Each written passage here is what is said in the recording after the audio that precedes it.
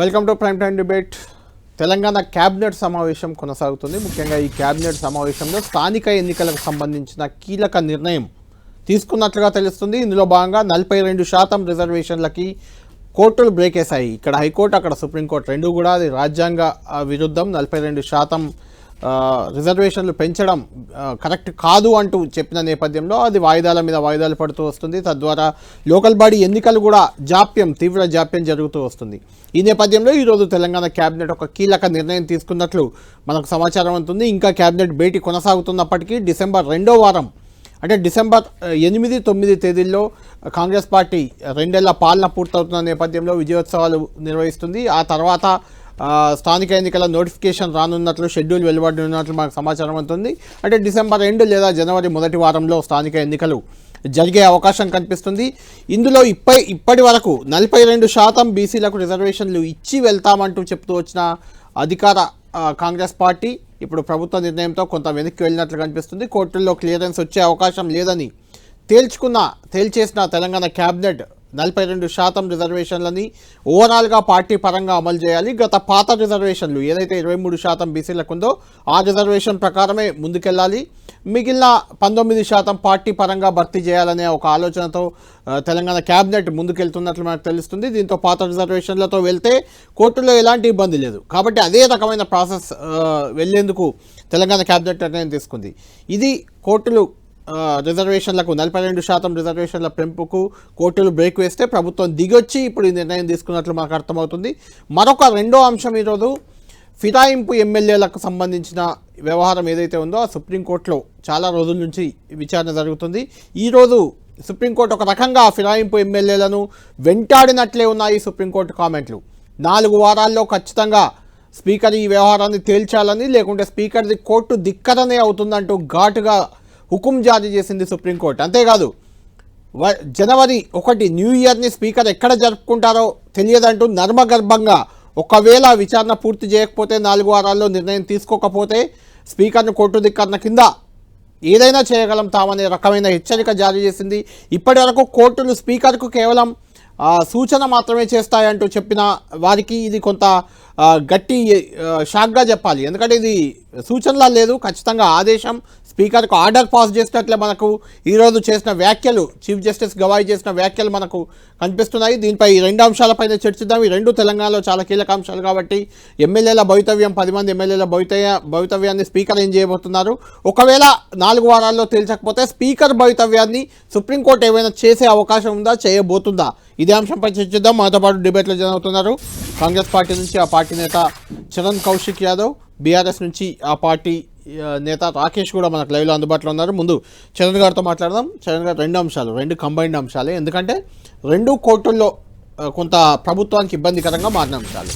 ఒకటి 42% బీసీ రిజర్వేషన్లో అలా మీరు కూడా ఇంప్లీడ్ అయిన పిటిషన్ దారు కూడా, దానికి మనం అప్పుడు కూడా చాలాసార్లు మాట్లాడుకున్నాం. అది అయ్యేది కాదు అని నేను చాలాసార్లు అన్నాను. బీఆర్ఎస్ నేతలు, బీజేపీ వాళ్ళు కూడా మీ ప్రాసెస్ కరెక్ట్ లేదు, ఇది అయ్యేది కాదు, తొందరగా ఎలక్షన్లు పెట్టేయండి పాత పద్ధతిలో అని చెప్పారు చాలామంది కూడా మీకు సూచన.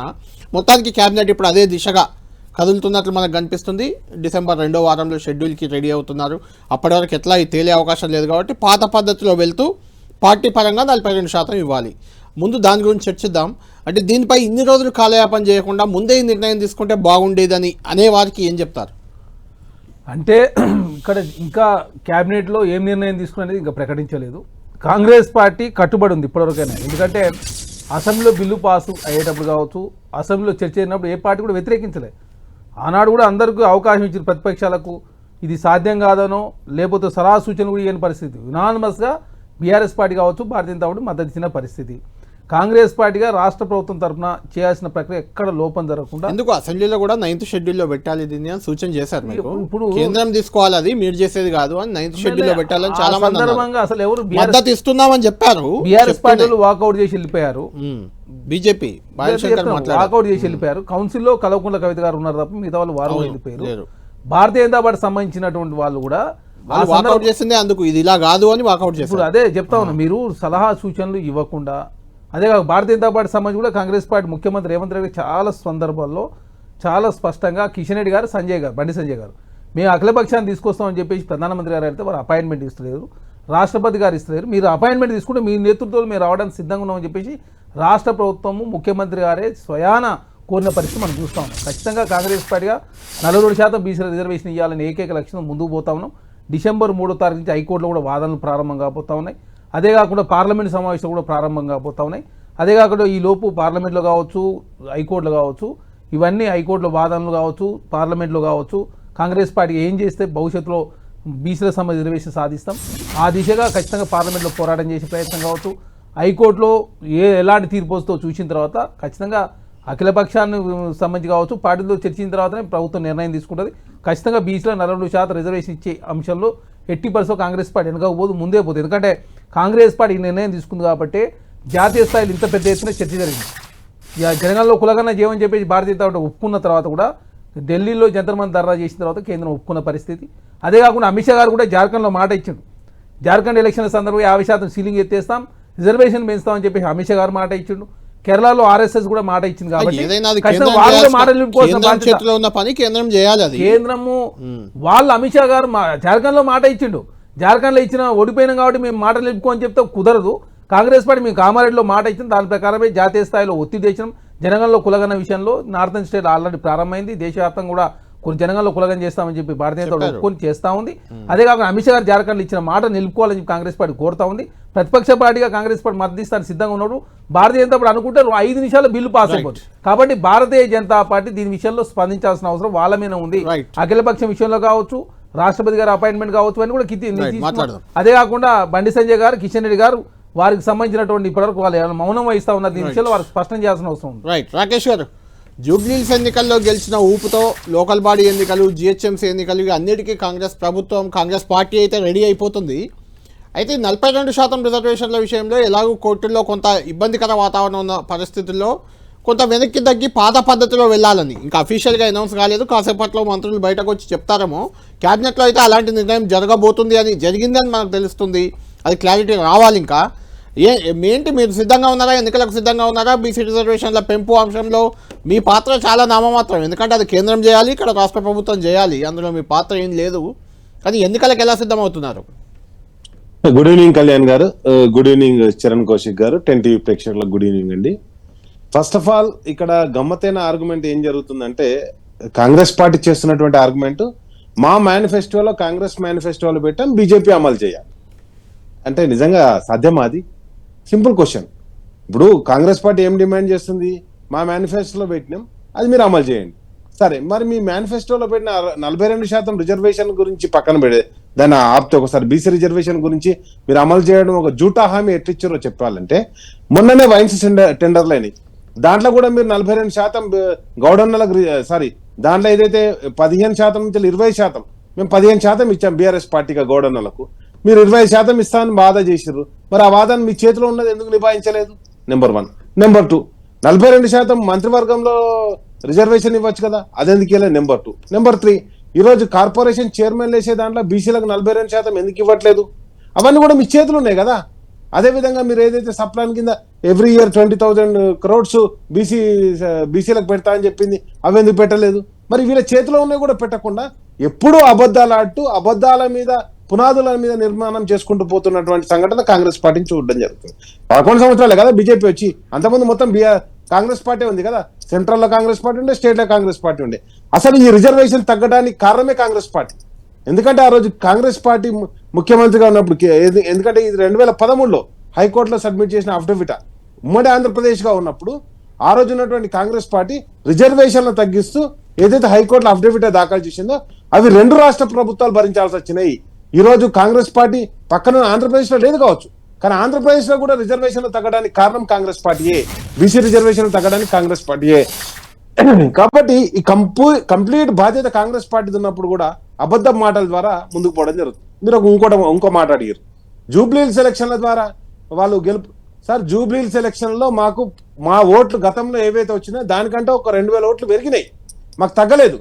కానీ కాంగ్రెస్ పార్టీకి ఒకటేసారి 50,000 ఓట్ల నుంచి 95,000 ఓట్లు ఎట్లా పెరిగిన వాళ్ళు కూడా చెప్పాలి కదా. మరి అంటే నిజంగానే ఎలక్షన్లు జరిగినాయి, ప్రభుత్వం బాగా పనిచేస్తుంది కాబట్టి ప్రభుత్వం మీద ప్రేమతో చేస్తారు. సార్ నేను ఏమంటున్నా అంటే, ప్రభుత్వం బాగా పనిచేస్తున్నప్పుడు వాళ్ళకి వేసినప్పుడు మరి 2 సంవత్సరాల నుంచి ఎందుకు పెట్టలేదు సార్ లోకల్ బాడీ ఎలక్షన్లు? కనీసం మున్సిపల్ ఎలక్షన్లు ఎందుకు పెడతలేరు, సర్పంచ్ ఎలక్షన్లు ఎందుకు పెడతలేరు, ఎంపీటీసీ జెడ్పీటీసీ ఎందుకు పెడతలేరు? 10 మంది అంత దమ్ము ఉంటే 10 మందిని రాజీనామా చెప్పి మన రాదు.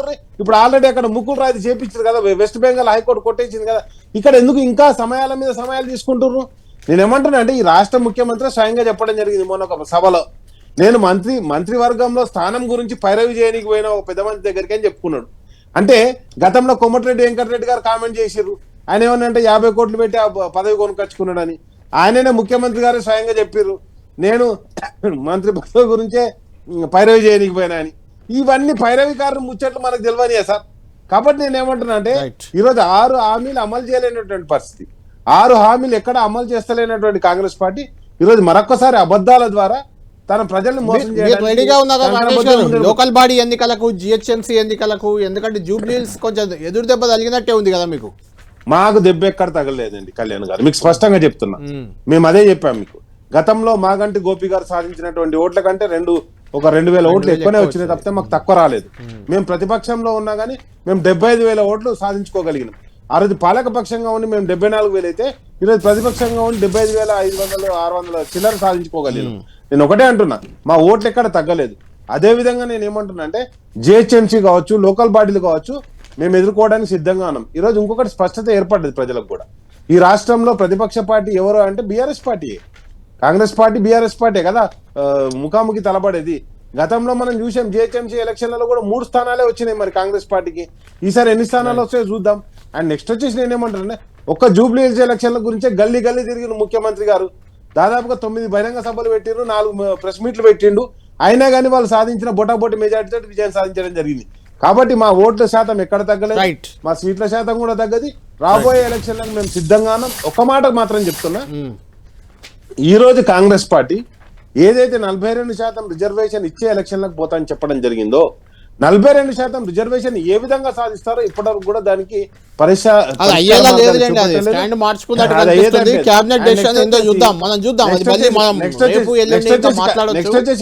కళ్యాణ్ గారు నెక్స్ట్ వచ్చేసి నేను ఏమంటున్నా అంటే మీరు అడిగిన ప్రశ్నలో ఏంటంటే సుప్రీంకోర్టు ఈ రోజు 4 వారాలకు అడుగులు అదే మాట్లాడుతున్నాను మీ దగ్గరికి వస్తాను. చెప్పండి సార్. రైట్ రాకేష్ గారు, ఈ రోజు సరే ఈ స్థానిక ఎన్నికలది క్యాబినెట్ డెసిషన్ వస్తుంది, ఖచ్చితంగా ఏం జరగబోతుంది చూద్దాం, దానికి రెడీగా ఉన్నామంటున్నారు. ఫిరాయింపు ఎమ్మెల్యేలు మనకి ఇక్కడ కనిపిస్తున్నారు 10 మంది. మీరు జూబ్లీహిల్స్ ఘన విజయం సాధించామని చెప్తున్నారు కదా, ఎలాగో ప్రభుత్వానికి అనుకూలత ఉంది, ప్రభుత్వానికి పాజిటివ్ ఓటింగ్ పడింది, లోకల్ బాడీ రేపు జిహెచ్ఎంసీ అన్నీ గెలుస్తామని ధీమా కాంగ్రెస్లో కనిపిస్తుంది. గత 2-3 రోజులుగా చూస్తున్నాం నాయకుల్ని. అదే 10 మంది ఎమ్మెల్యేలతో కూడా రాజీనామా చేపించి ఎన్నికలకు వెళ్ళొచ్చు కదా అనేది రాకేష్ గారి డిమాండ్ ఒకటి. రెండోది, ఈరోజు స్పీకర్పై సుప్రీంకోర్టు చేసిన కామెంట్ నిజంగా ఇది ఇంట్రెస్టింగ్గా అంటే కొంత స్పీకర్ ఖచ్చితంగా రియాక్ట్ కావాల్సిన పరిస్థితిలో ఉంది. ఎందుకంటే ఇప్పటిదాకా స్పీకర్ని ఆదేశించలేరు, కేవలం సలహా సూచన మాత్రమే ఇవ్వచ్చు కోర్టులో అని అన్నారు. కానీ జస్టిస్ గవాయ్ గారు ఈరోజు 4 వారాల్లో తేల్చండి, తేల్చకపోతే జనవరి 1 న్యూ ఇయర్ స్పీకర్ ఎక్కడ చేసుకుంటారో మరి నిర్ణయించుకోవాలి అనే రకంగా ఒక రకమైన వార్నింగ్, అది హెచ్చరిక. సార్ ఇక్కడ బీఆర్ఎస్ పార్టీ మన ఎంపీ ఎలక్షన్ ఎన్ని ఓట్లు వచ్చినాయి వాళ్ళకు జూబ్లీహిల్స్లో వాళ్ళకి వచ్చిన 18,000 ఓట్లు వచ్చాయి. మరి మీకు ఎట్లా పోయినాయి? మరి మీరు కూడా దొంగ ఓట్లు వేయించుకోరా? మరి జూబ్లీహిల్స్లో మీరు కూడా దొంగ ఓట్లు వేయించుకోరని చెప్పి కాంగ్రెస్ పార్టీ నుంచి అడుగుతా ఉన్నాం. అంటే మీకు వస్తేనేమో మీకు గతంలో మాగంటి గోపీనాథ్ గారి కన్నా ఎక్కువ వచ్చినాయని చెప్పి చెప్తారు, కాంగ్రెస్ పార్టీకి వస్తే మాత్రం దొంగ ఓట్లు వేయించుకుని చెప్పి మాట్లాడితే ఎట్లా? కాబట్టి వాస్తవాలకు దగ్గరగా మాట్లాడే ఎవరైనా కూడా. అదే కాకుండా బీఆర్ఎస్ పార్టీ నైతికత ఉందా అసలు? మీకు 47 మందిని జాయిన్ చేస్తారు సుప్రీంకోర్టు చెప్తారు. సుప్రీంకోర్టు విషయంలో గతంలో అదేవిధంగా జైత్యాల మన వేములవాడ సంబంధించి చెన్నమనేని రమేష్ గారు జర్మనీ పౌరసత్వం ఉందని వాళ్ళు చెప్పారు, ఇక్కడ భారత ప్రభుత్వం చెప్పింది. 15 సంవత్సరాల కాలం పాటు కేసుని అడిగింది. సుప్రీంకోర్టు కేసు ఇవాళ తేలేదా? 9th షెడ్యూల్ మీద ఇంతవరకు కోర్టులలో ఇంకా నడుస్తూనే ఉన్నాయి కదా. ఎప్పుడైనా మేము పరిశీలన చేస్తామని చెప్పి సుప్రీంకోర్టు చెప్పింది కదా. సుప్రీంకోర్టు చేసిన వ్యాఖ్యలు లైట్ తీసుకుంటారా? కోర్టులని గౌరవిస్తాం, కోర్టులో ఉన్న విషయం గురించి ఎక్కువ మాట్లాడడం. మీరు బీఆర్ఎస్ పార్టీ ప్రయాగ్ గురించి ఎంత తక్కువ మాట్లాడితే అంత సమాజం హర్షిస్తారు. మీ ఆయనలో 48 మంది ఎమ్మెల్యేలను, ఎంపీలను, ఎమ్మెల్సీలను అందరిని జాయిన్ చేసుకుని మీరే కదా. వ్యాఖ్యలు ఎప్పుడు చేయలేదు. కోర్టు మీద మాకు గౌరవం ఉంది. కోర్టు చట్టం ప్రకారం అదే స్పీకర్ గారు ముందుకు పోతారు. బీఆర్ఎస్ పార్టీ అసలు ఇక పార్టీ ఫిరాయింపులకే పాల్పడినట్టు 8 స్థానాలు గెలిచినప్పుడు కూడా మీరు కాంగ్రెస్ పార్టీ నుంచి 12 మంది తీసుకున్నారు, టీడీపీ నుంచి 2 తీసుకున్నారు, ఇండిపెండెంట్ 2 తీసుకున్నారు, సిపిఐ పార్టీ గురించి 2014 తీసుకున్నారు, టీడీపీ నుంచి కాంగ్రెస్ పార్టీ, వైఎస్ఆర్సీపీ తర్వాత బిఎస్పీ అందరు వాళ్ళు ఒకరు కాదు, రెండు కాదు పార్టీ కదా. అంటూ లేదు కానీ అది వేరే సార్, విషయం. అదే అంటే చెప్తా మీరు కూడా ఉన్నాం. అంతేనా? మీరు వాళ్ళు ఒకటే అంటారా? మేమేమన్నా ఎయ్యలికలు తిన్న పిల్లి తీర్థయాత్ర పోయినట్ట ఏమన్నా అర్థం ఉందా? బీఆర్ఎస్ పార్టీ మాట్లాడితే మీకు బీఆర్ఎస్ పార్టీ నైతికత భారతీయ జనతా పార్టీ కూడా దేశంలో అరే మీరు ఇప్పుడు ఏం చెప్తారు? టీడీఎల్పీ కాదండి, టీడీఎల్పీని రాజ్యసభలో మెర్జ్ చేసుకుంది భారతీయ జనతా పార్టీ. మరి ఆంధ్ర రాష్ట్రంలో ఎట్లా పోటీ చేసింది? మరి ఎల్పీని మెర్జ్ చేసుకున్నారు కదా, ఎట్లా ఎట్లా పోటీ చేసింది ఆంధ్ర కలిసి పోటీ రాష్ట్రంలో? చేశారు వాళ్ళు. ఎట్లా మీరు టీడీఎల్పీని రాజ్యసభలో మెర్జ్ చేసుకున్నారు కరెక్టే, కళ్యాణ్ మరి గారు- ఆంధ్ర రాష్ట్రంలో ఎట్లా పోటీ చేసిరని అడుగుతా ఉన్నాం. అంటే భారతీయ జనతా పార్టీ ఒక నీతి, కాంగ్రెస్ పార్టీ ఒక నీతి ఉందా? కాబట్టి కళ్యాణ్ గారు- ఖచ్చితంగా party BRS party Right, Rakesh గారు. తక్కువ మాట్లాడతారు. రాకేష్ గారు. కళ్యాణ్ గారు ఇప్పుడు మీరు అడిగిన క్వశ్చన్ చరణ్ కౌశిక్ గారికి అర్థం కాలే, కాంగ్రెస్ పార్టీకి అర్థమైతలేదా? మీరు అడిగిన సూటి క్వశ్చన్ సుప్రీంకోర్టు ఈ రోజు ఇచ్చినటువంటి గడువును మీరు ఏ విధంగా స్వీకరిస్తారని అడిగింది. స్పీకర్ గారు మేము ఏం చేసినాము అనేది సరే మరి అయిపోయింది. స్పీకర్ గారు ప్రతిపక్షంలోకి స్పెషల్ వచ్చేసాం. autonomous ఆయన- నేనేమంటున్నా అంటే ఆయన కళ్యాణ్ గారు తీసుకుంటారు. మీరు అడిగిన వాళ్ళు ప్రశ్న ఏం అర్థం తీసుకోలేదు, కాలేదా? మీరైతే సూచిస్తా. అర్థమైతే కాంగ్రెస్ పార్టీ సంబంధం ఉంది చెప్పండి. అంటే మీ పార్టీ సార్ స్పీకర్ గారు అనే వాళ్ళు నియమించే వరకు లే, లే, మాత్రమే కళ్యాణ్ గారు. తర్వాత ఆయన మీ పార్టీ కాదు, నేను అనట్లేదు. కళ్యాణ్ గారు. నేను అది అనట్లేదు. ఒక్క నిమిషం రాకేష్ గారు, నేను అడుగుతున్న పాయింట్ స్పీకర్ పాయింటే కాదు ఇక్కడ. కేవలం కాంగ్రెస్ ప్రభుత్వం, కాంగ్రెస్ పార్టీ నైతికత అంటే స్పీకర్ కామెంట్లు మీ పార్టీకి గతంలో మీ ఎమ్మెల్యే అయినా పార్టీ ఎమ్మెల్యే ఆయనను క్వశ్చన్ చేసేలా ఆయన ఒక రకంగా అసలు జనవరి 1 ఎక్కడ జరుపుకుంటారో స్పీకర్ తెలుసుకోవాలనే చాలా పెద్ద కామెంట్ అది. అంటే మీరు అంతా నవ్వుకుంటూ ఈజీగా తీసుకుంటున్నారు అది. సార్ కోట్లలో మీకు స్పీకర్ గారు పోతే దయచేసి కోట్లలో పట్టించుకోవాల్సిన పని లేదంటారు అంతే కదా. కోట్లలో ఇప్పుడు ఏ వివాదమైన కోట్లకు సంబంధించి ఇవాళ ఎమ్మడెమ్మడే తేలుతున్నాయి. చరణ్ కౌశిక్ గారు కోట్ల మీద అంత నమ్మకం ఉంది. కోర్టులో వారు కూడా ఇంప్లీడ్ అయ్యారు. ఈ విషయం కూడా మరి నమ్మకం లేని చరణ్ ఏదైతే ఇంప్లీడ్ అయింది సార్. పశ్చిమ బెంగాల్లో ఎవరైతే ఎమ్మెల్యే భారతీయ జనతా పార్టీ నుంచి టీఎంసీలో జాయిన్ అయింది కాబట్టి అక్కడ హైకోర్టులో దాన్ని స్పీడప్ చేసి తర్వాత ఏదో ఒత్తిడి చేసే ప్రయత్నం జరుగుతూ ఉంది. ఖచ్చితంగా చట్టం ప్రకారం కాంగ్రెస్ పార్టీ ముందుకు పోతుంది. స్పీకర్ గారికి అటానమస్ బాడీ వారు ఏ నిర్ణయం తీసుకున్నా కాంగ్రెస్ పార్టీ శిరసా వహించడానికి సిద్ధంగా. ఇంకోటి సభ్యులు ఏం చెప్తారు? సభ్యులకు సంబంధించినటువంటి ఆర్గ్యుమెంట్ జరుగుతుంది. స్పీకర్ గారు నిర్ణయం తీసుకుంటారు, మళ్ళీ కోర్టుకు పోతారు కదా. ఇలా ఒక్కరోజు సార్ ఇప్పటికే 2 సంవత్సరాలు స్టేట్ క్వశ్చన్ స్పీకర్ నిర్ణయం తీసుకోవాల్సిన సమయం ఉంది 4 వారాల్లో అనుకుంటున్నారా లేదా? సార్ దానికి తీసుకోవాలా వద్దా? 4 వారాలు నిర్ణయం తీసుకుంటారా? మళ్ళీ నాకు ఎక్స్చేంజ్ అడుగుతాడు. అడిగారు, ఆల్రెడీ అడిగితేనే 4 వారాలు ఇచ్చారు. కోట్ల వివాదాలు మీకు తెలియదు కాదు.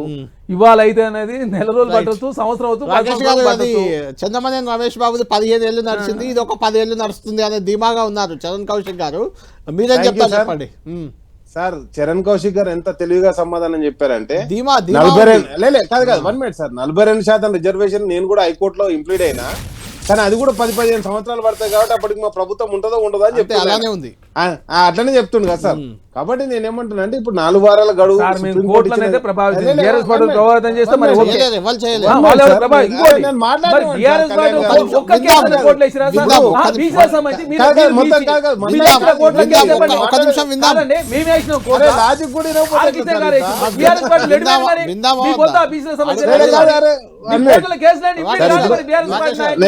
నేనేమంటున్నానంటే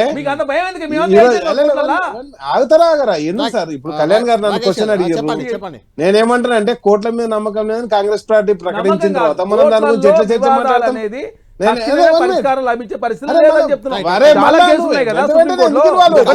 మీ ధైర్యం అదేనా? అంటే 10 మందిని ఏమీ చేయలేదు అనుకుంటున్నారు. ధైర్యం అదేనా? ఎంపీలను ఎమ్మెల్యేలు 37 మంది బీఆర్ఎస్ పార్టీ భారతీయ ఎంత తక్కువ మాట్లాడితే అంత మంచిది. కోర్టులు కూడా తక్కువ మాట్లాడొచ్చా? మరి టీడీఎల్పీ రాజ్యసభలో మెర్జ్ అయితే వెళ్ళిపోయింది, మళ్ళీ ఎట్లా పోటీ చేసింది? ఎన్డీఏ ఎట్లా ఎన్డీఏ అయింది? మరి ఎట్లున్నది? రాకేష్ గారు సార్ కళ్యాణ్ గారు నేను ఏమంటున్నా అంటే ఈ రోజు కోర్టులు ఏం నిర్ణయం తీసుకోవు కాబట్టి రాజ్యాంగాన్ని తుంగలో దొక్కుతా అని చెప్పేసి కాంగ్రెస్ పార్టీ ప్రకటిస్తే మరి రాహుల్ గాంధీ రాజ్యాంగాన్ని పట్టుకొని ఎందుకు తిరుగుతున్నాడు సార్? పాంచన్యాయం చెప్పేసి వాళ్ళ దాంట్లో ఎందుకు పెట్టిండు? ఆ పాంచన్యాయంలో ఒక న్యాయం ఇదే కదా. ఎప్పుడైతే పార్టీ ఫిరాయిస్తారో వెంటనే వాళ్ళ సభ్యత్వం రద్దుకోవాలనే కదా. అదే కదా నేనేమంటున్నా అంటే మరి అట్లాంటప్పుడు రాజ్యాంగాన్ని చేతిలో పట్టుకొని ఎందుకు తిరుగుతుండ్రు? రాజ్యాంగాన్ని మేము గౌరవించామని చెప్పేసి ఇక్కడ ఉన్నటువంటి కాంగ్రెస్ అధికారంలో ఉన్నదే 2-3 రాష్ట్రాలలో సార్. ఆ 2-3 రాష్ట్రాలలో మొన్న ఒక్క ముఖ్యమంత్రిని కూడా బీఆర్ ఎలక్షన్లకు పిలుచుకోలే. వాళ్ళ ముఖ్యమంత్రుల మీద వాళ్ళకి నమ్మకం లేదు కావచ్చు, అది వేరే విషయం. అండ్ నెక్స్ట్ వచ్చేసి మరి రాజ్యాంగం మీద గౌరవం లేనప్పుడు ఆ రాజ్యాంగాన్ని అరే నేను మాట్లాడినా అబ్బా, కేసీఆర్ గారు ప్రెస్ నోట్ కూడా రిలీజ్ చేయలేదు. అరే ఆయనకు నేను తెలుసు మాట్లాడినా అబ్బా. బీఆర్ఎస్ పార్టీ కాదు, చూసి ఓడిపోతారు నేను కాబట్టి ప్రధాన లేలే, ప్రతిపక్ష కళ్యాణ్ నేత గారు, వాళ్ళ పార్టీకి ఇంత- సంబంధించిన బై ఎలక్షన్ మీ వాళ్ళు సీట్కే మీరు ప్రచారం ప్రతిపక్షంలో చేయలేదు. ఉన్నారా? రైట్, రైట్, ఒక్క పాలకపక్షంలో నిమిషం, ఉన్నారా? అర్థం కాకుండా మాట్లాడుతున్నా. నేను ఏమంటున్నా అదే కరెక్ట్, నేను కరెక్టే ఒకటే మాట్లాడుతున్నా. నేను చెప్తున్నా, బీఫామ్ ఇచ్చింది కేసీఆర్ గారే. మరి ఎందుకు రాలేదు గెలిపించడం- ప్రచారానికి? లేదు, one minute. వారి మీద వారి నమ్మకం అరే, లేదా? one minute అవుతావా? ప్రెస్ నోట్ కూడా ఎందుకు రిలీజ్ చేయలేదు? ప్రచారం చేయకపోయినా చెప్పండి. గెలిచాలనుకుంటుంటారు. ప్రధానంగా సార్ ఆయన కేసీఆర్ గారు తెలుసు, కేసీఆర్ గారు అరే నేను చెప్పండి ప్రచారాలే. కళ్యాణ్ గారు, Right. నేను జూమ్ లో ఉన్నానండి. నేను ఏమంటానంటే కేసీఆర్ గారే బీఫామ్ ఇచ్చారు, కేసీఆర్ గారికి గెలిపించమని విజ్ఞప్తి చేశాను. కానీ ఇప్పటి వరకు 42% రిజర్వేషన్ అమలు చేయమని రాహుల్ గాంధీ చెప్పలేదు. కనీసం టెంట్ వేస్తే ఢిల్లీలో పోయి 2 సార్లు ముఖ్యమంత్రి పోయి ధర్నా చేస్తే రాష్ట్ర కేబినెట్ అంతా అక్కడ కూర్చుంటే అటు ముఖాన ఒక్క నాయకుడు కూడా తొక్కి చూడలేదు. రాహుల్ గాంధీ రాలేదు, ఖర్గే రాలేదు, సోనియా గాంధీ రాలేదు. సరే సోనియా గాంధీ కంటే హెల్త్ బాగాలేదు, ఆమె రాలేదు అనుకుందాం. మరి ఖర్గే గారును రాహుల్ గాంధీ ఎందుకు రాలేదు? కాబట్టి నేను ఏమంటున్నానంటే వాళ్ళు చెప్పినటువంటి మేనిఫెస్టో వాళ్ళు అమలు చేయలేని పరిస్థితులు ఉన్నారు. లాస్ట్ టైం నేను ఒకటే అడుగుతున్నా మీ ద్వారా, ఇప్పుడు ఆల్రెడీ వడ్లు మార్కెట్లోకి వచ్చినాయి. నేనేమంటానంటే ఆల్రెడీ గోన సంచులు దొరుకుతలేవు. వడ్ల మీద 500 రూపాయలు బోనస్ ఇస్తాన్నారు సన్నాట్లకు. లాస్ట్ టైం ఒక్కరికి ఇయ్యలే, ఈసారి ఏమనుకని ఇస్తారా ఇయ్యారా చెప్పుర్రి. నేనేమంటాను ఇవి కాదు సార్. నేనేమంటానంటే సుప్రీంకోర్టు ఈ రోజు స్పష్టంగా ఒక కామెంట్ చేయడం జరిగింది. మీరు నిర్ణయం తీసుకుంటారా, లేకపోతే కోల్కతా హైకోర్టు తీసుకున్నట్టు నిర్ణయం తీసుకున్నట్టు మేము కూడా కలకత్తా హైకోర్టు లెక్క నిర్ణయం తీసుకోమంటారా అని చెప్పేసి కూడా ప్రశ్నించడం జరిగింది. అవును. కాబట్టి కలకత్తా హైకోర్టు ఏదైతే నిర్ణయం తీసుకున్నదో ఒక స్పీకర్ కు డైరెక్ట్ గా మీరు జనవరి 1 ఎక్కడ సెలబ్రేట్ చేసుకుంటారో చెప్పండి అని ప్రశ్నించినప్పుడు ఆ స్పీకర్ కు మాకు సంబంధం లేదని కాంగ్రెస్ పార్టీ మాట్లాడితే అలా విఘ్నత వదిలేస్తున్నా. దానికి అంతకంటే నేను ఆర్గ్యూ చేయలేను. ఈ రోజు నేను ఒకటే అంటున్నా, 10 మంది ఎమ్మెల్యేలు ఎవరైతే ఫిరాయించారో, ఎస్ మీరు అంటారు కదా ధైర్యంగా మేము జూబ్లీస్ గెలిచినామని, అదే ధైర్యంతో రాజీనామా పెట్టుర్రి. మేము ఎలక్షన్లకు సిద్ధంగా ఉన్నాం కదా. మేము ఆల్రెడీ జూబ్లీస్ లో మాకు ఏమైతే ఓట్లు వచ్చినా ఇక్కడ చేసినట్టు ఊర్లలో చేయలేరు కదా మీరు. కాబట్టి నేను ఒకటే అంటున్నా, మీరు ఎలక్షన్లకు వస్తారా, రైట్, మేము సిద్ధంగా ఉన్నాం. మేము ఈరోజు లోకల్ బాడీలు పెడతారా, సర్పంచ్ పెడతారా, ఎంపీటీసీ పెడతారా, జెడ్పీటీసీ పెడతారా, మున్సిపల్ పెడతారా, జిహెచ్ఎంసీ పెడతారా, 10 మంది ఎమ్మెల్యేలకు పెడతారా, మేము సిద్ధంగా ఉన్నాం కొట్టడానికి. రైట్. కాబట్టి Final గా ఆ సంస్కృతి కాదండి, మీరు మీరు డిక్లేర్ చేయట్లేదు సిద్ధంగా కదా. Okay sir. కాబట్టి మీరు మేమేమంటున్నాం సిద్ధంగా ఉన్నారు కదా. ప్రతిపక్ష మరి పార్టీగా ఎందుకు మేము కరీంనగర్ సిద్ధంగా గ్రాడ్యుయేట్ ఉన్నాం. టీచర్స్ పోటీ చేయలేదు మీరు? కాబట్టి మీరు అన్నిటి సిద్ధంగా ఉన్నారు. ఎందుకు నేను పోటీ చేయలేదు ఏమంటున్నా అంటున్నా? అంటే అందులో మేము సిద్దిపేట ఏం వస్తుంది, అందులో చేయాలి? గజ్వేల్ వస్తుంది, మేము అందులో ఏం చేయాలి? సిరిసిల్ల వస్తుంది, చెప్పండి. నిజామాబాద్లో మీరు నేను ఒకటే బలంగా చెప్తున్నా. ఉన్నట్టు లాస్ట్ టైం కూడా పోటీ చేయలేదు. బలంగా ఉందని చెప్తే లేదు, బీఆర్ఎస్ పార్టీ ఎందుకు పోటీ వన్ మినిట్. చేయలేదు? కళ్యాణ్ మీరు గారు, బలహీన పడ్డారు కళ్యాణ్ కాబట్టి గారు, మీరు ఓటు బ్యాంక్ కళ్యాణ్ గారు, తగ్గిపోతా ఉంది కాబట్టి కళ్యాణ్ గారు, మీరు పోటీ కళ్యాణ్ చేస్తలేరు. గారు, వరంగల్ టీచర్ కళ్యాణ్ చేయనట్టున్నారు గారు, కదా. సార్ మేము అదే వరంగల్ టీచర్స్ మేము కళ్యాణ్ గారు. కాదు, ఇక్కడ కరీంనగర్ టీచర్స్ అదే కళ్యాణ్ మీరు- గారు. మీరు- ఆ, కరీంనగర్ కళ్యాణ్ టీచర్ మేము కళ్యాణ్ ఒప్పుకుంటా గారు, ఉన్నాం. అదే మరి. మీరు కూడా చేయలే కదా కళ్యాణ్ టీచర్. కరీంనగర్ గ్రాడ్యుయేట్ లేదు, చేసాం. కళ్యాణ్ గారు, ఒకటి చేసాం. కళ్యాణ్ గారు, నేను ఒక మాట మీరు మాట్లాడాలి. చేయకపోతే ఓకే, లేదు, వాళ్ళు కంప్లీట్ చేయకపోతే చేయండి. తప్ప. లేదు, కాదు, కళ్యాణ్ మేము గారు, అన్నిటి రెడీ ఉన్నాడు. మేము కళ్యాణ్ రెడీ గారు, లేమా? మీరు రెడీ కళ్యాణ్ ఉన్నాం కాబట్టి గారు, జూబ్లీస్ గెలిచినాం. కళ్యాణ్ మీరు గారు, రెడీ ఈ ఉన్నాం కాబట్టి 10కి జూబ్లీస్ రెడీయా? గెలిచినాం ఈ 10కి రెడీయా? లేదు, కళ్యాణ్ గారు, ఈ 10 ఎన్నికలకు. సార్, చట్టం ప్రకారం ముందుకు పోతాం. చట్టం కళ్యాణ్ అనేది గారు ఎవరు స్పష్టంగా చుట్టం కాదు, అడుగుతున్నా. కేసీఆర్ చుట్టం అయితే మేము లాస్ట్ ఏం టైం చేయలేం. మేము పోటీ చేయకపోతే రాజ్యాంగం అనేది జీవన్ అందరికీ ఒకే గెలిచిందా? విధంగా ఉంటది. జీవన్ రెడ్డి ఎట్లా మేము గెలిచిండు? కాంగ్రెస్ పోటీ పార్టీ ఏం చేయనప్పుడు కూడా. చెప్తాం? దేశంలో మేము మేము అధికారంలోకి అప్పుడు కూడా వస్తే క్యాండిడేట్ పక్కన పెట్టలేదు. మంది చట్టాలు టీచర్స్ తీసుకొస్తే అప్పుడు కూడా పెట్టలేదు. అరే అధికారం బీఆర్ఎస్ పార్టీ మా కూడా. ప్రభుత్వం కూర్చొని దాని ప్రయత్నం గురించి చేస్తాం మాట్లాడండి. కదా. స్వచ్ఛత అది సంస్థ, సిద్ధంగా మేము ఉన్నాం కూడా రాజకీయం చేస్తాం కదా. మీరు రాజకీయం Right. చేసి మేము చేయమా? కళ్యాణ్ గారు, ఒక బీఆర్ఎస్ పార్టీ కళ్యాణ్ కేసీఆర్ గారు. గారితో వస్తారు. రాజకీయం చేస్తారు. మా రేవంత్ రెడ్డి గారు రాదా? మా రైట్, కాంగ్రెస్ కళ్యాణ్ గారు. థ్యాంక్ యూ రాకేష్ గారు, థ్యాంక్ యూ చరణ్ కళ్యాణ్ కౌశిక్ గారు. మొత్తానికి ఈ వ్యవహారం ఇటు ఎమ్మెల్యేల ఫిరాయింపు వ్యవహారం కానీ అటు బీసీ రిజర్వేషన్ల పెంపు కానీ ఈ రెండు మొత్తానికి కోర్టుల్లో తేలేలా కనిపించట్లేదు. దాంతో ప్రభుత్వం క్యాబినెట్ ఇప్పుడు కాసేపట్లోనే స్థానిక ఎన్నికలకు సంబంధించి ఒక కీలక నిర్ణయానికి రెడీ అవుతుంది. ఇక ఫిరాయింపు ఎమ్మెల్యేలపై స్పీకర్ ఎలాంటి నిర్ణయం తీసుకుంటారు, స్పీకర్ నిర్ణయం తీసుకోకపోతే 4 వారాల తర్వాత సుప్రీంకోర్టు ఏం చేయబోతుంది అనేది ఖచ్చితంగా దేశవ్యాప్తంగా ఒక రచ్చకు చర్చకు దారితీసే అంశంగా కనిపిస్తుంది. ఎందుకంటే ఇప్పటివరకు ఇంత ఘాటుగా ఒక స్పీకర్ను ఉద్దేశించి ఏ కోర్టులు కూడా ఎన్నడూ కామెంట్ చేసిన దాఖలాలు లేవు. ఈరోజు జనవరి 1 ఎక్కడ సెలబ్రేట్ చేసుకుంటారో మరి అని నర్మగర్భంగా సుప్రీంకోర్టు చేసిన వ్యాఖ్య మాత్రం ఖచ్చితంగా స్పీకర్కి కొంత ఘాటు ప్రశ్నగానే మిగులుతుంది. దాంతో స్పీకర్ ఏం చేయబోతున్నారు, ఈ 4 వారాల్లో ఈ ఎమ్మెల్యేల ఫిరాయింపుపై ఎలాంటి నిర్ణయం తీసుకోబోతున్నారు అనేది మనం వేచి చూడాలి. ఇది ప్రైమ్ టైం డిబేట్.